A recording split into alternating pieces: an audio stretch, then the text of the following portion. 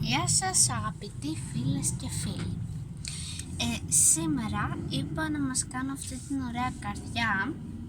Έτσι ωραία μου φάνηκε και είπα να την κάνω. Και ήθελα να την κάνω μαζί σας.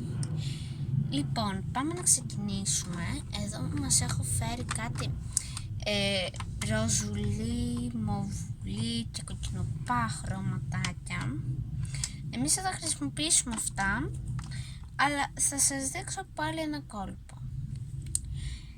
Καλώς ήρθατε στο κανάλι μου και ελπίζω να σας αρέσει. Πάμε.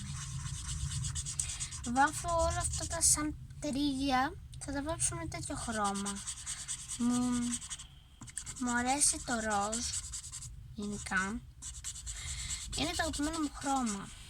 Και φυσικά γιατί να μην κάνω μια καρδιά ροζ από το να κάνω μια καρδιά κόκκινη. Και έτσι αποφάσισα να κάνω και τα δύο χρώματα. Λοιπόν, πιστεύω ότι θα μας πάρει λίγη ώρα. Αλλά εντάξει, έχω κάνει εδώ μερικά. Η βροχή που ακούτε είναι πίσω μου και είναι τεράστια κυριολεκτικά. Λοιπόν, τελειώνω τώρα με τα πέταλα. Εδώ μέχρι τώρα πιστεύω ότι θα σας αρέσει πολύ το βίντεο. Τώρα, επειδή συνήθως οι καρδιές είναι κόκκινες, αλλά εμάς μας αρέσει πιο πολύ το ροζ, θα κάνουμε και τα δύο χρώματα. Απλά θέλω να βάλω ένα ωραίο κόκκινο εδώ στο love, γιατί είναι love, είναι καρδιά, μας ενδιαφέρει αυτό.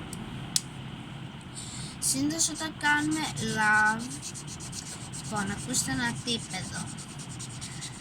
Όταν κάνουμε τη λέξη love, περιμένουμε ο άλλος να μας δώσει κάτι όμορφο, ας πούμε. Αλλά τις περισσότερες φορές μας δίνει απλά ένα που μας γράφει έτσι, ας πούμε, love.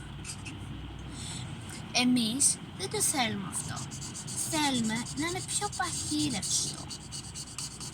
Παχύ και έτσι να μπορείς να ζωγραφίσεις μέσα. Και έτσι, αντί για να κάνεις όλη την ώρα ένα χρώμα και να το αλλάζεις, μείνε λίγο με αυτό το χρώμα και κάτω πιο χοντρό το γράμμα. Έτσι. Λοιπόν, τώρα επειδή δεν ξέρω τι να κάνω το I love το βελάκι, θα του κάνω ένα ωραίο μοβ κάπως. Εμπορτό, δεν ξέρω τι είναι αυτό, φούξια.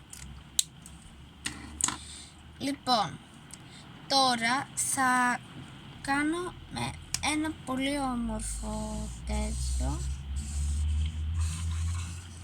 Θέλω να δοκιμάσετε, αν μπορείτε να μου κάνετε αυτό εδώ πέρα. Δείτε λιγάκι, κάνω το μισό. Θέλω να το κάνω ροζ και το άλλο μισό κόκκινο.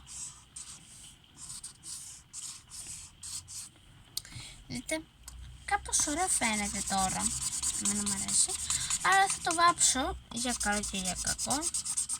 Εντάξει, έχω φέρει και διαφορετικά κόκκινα, ώστε να μπορούν να ξεχωρίζουν το ένα από το άλλο. Όχι μόνο με τις γραμμές. Οπότε τη μισή καρδιά την κάνω